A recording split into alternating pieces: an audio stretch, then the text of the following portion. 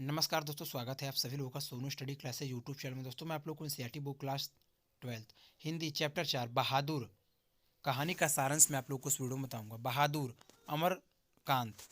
प्रश्न नंबर 1, बहादुर कहानी का सारांश संक्षेप में अपने शब्दों में लिखिए। यह बहादुर कहानी की कथा वस्तु का उल्लेख कर सिद्ध कीजिए कि यह एक यथार्थवादी कहानी है।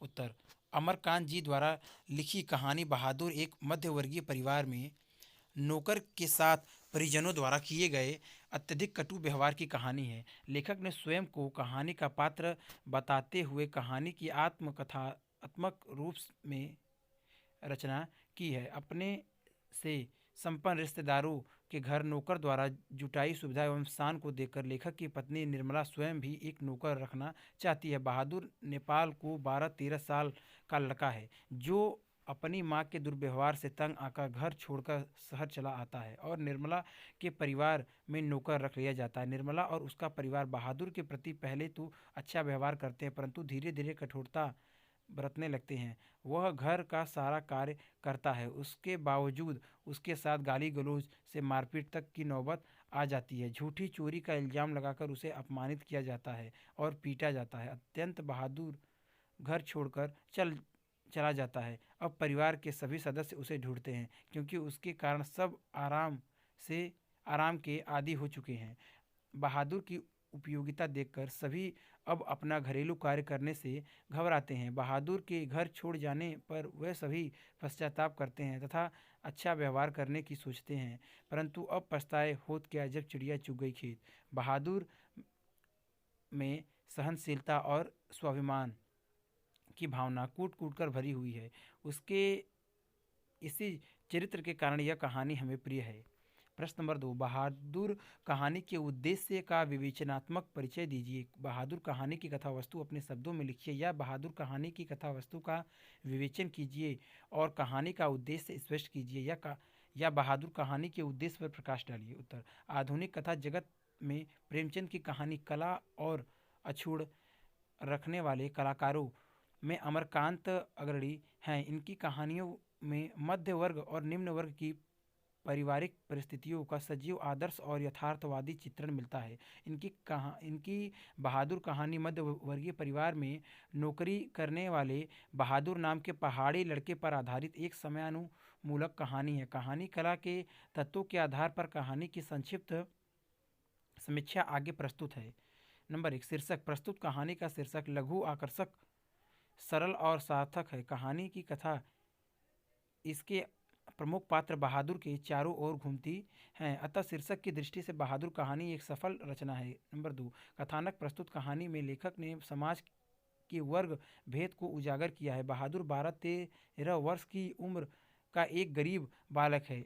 वह एक साधारण परिवार में नौकर है जिसका मुखिया स्वयं लेखक है। प्रारंभ में तो उसका परिवार में पालतू पशु पक्षी की तरह बड़ा आदर सत्कार होता है और वह भी बड़ी मेहनत व लगन से काम करता है, किंतु कुछ दिनों बाद वह लेखक के बड़े लड़के किशोर और उसकी पत्नी निर्मला द्वारा डांट मार खाने लगता है। उससे अपनी रोटी स्वयं सेक लेने को भी कहा जाता है। एक दिन घर में आए कुछ रिश्तेदारों द्वारा बहादुर के ऊपर चोरी करने का आरोप लगाया जाता है और लेखक द्वारा बहादुर को मारा पीटा भी जाता है।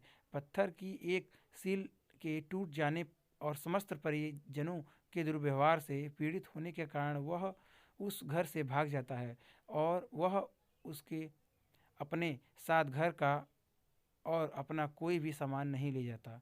बहादुर के चले जाने के बाद परिवार के लोगों को बहादुर के गुणों की अनुभूति होती है और वह अपने द्वारा उसके प्रति किए गए अमानवीय व्यवहारों पर पश्चाताप करते हैं।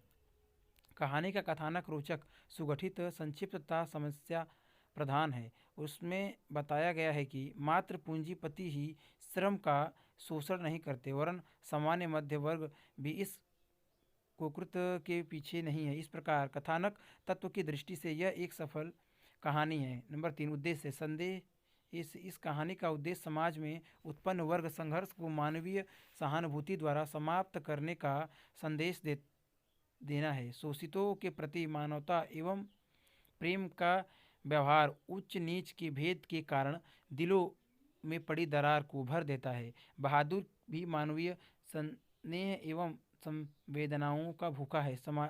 मालिक द्वारा पीटे जाने और प्रतिक्रिया स्वरूप उसके द्वारा घर छोड़ दिए जाने पर परिवार के सभी लोगों को पश्चाताप का अनुभव होता है। वह स्वयं को दोषी महसूस करते हैं। धनी और निर्धन का वर्ग भेद मानवीय भावनाएं ही कम कर सकती हैं। लेखक का मुख्य उद्देश्य दोनों के हृदयों का परिवर्तन है और सबके प्रति सहानुभूति पूर्ण व्यवहार बनाए रखने का संदेश देना है। बहादुर कहानी अत्यंत मार्मिक कहानी है। यह आत्म कथात्मक शैली में प्रस्तुत की गई है। अमरकांत जी ने बड़े सटीक और सुंदर ढंग से कहानी को प्रस्तुत करके पाठकों के मन में अमिट छाप छोड़ी है। कहानी कला के तत्वों की दृष्टि से यह एक सफल कहानी है। प्रश्न नंबर 3, बहादुर कहानी में उदाहरित समाज के शोषण चरित्र पर प्रकाश डालिए।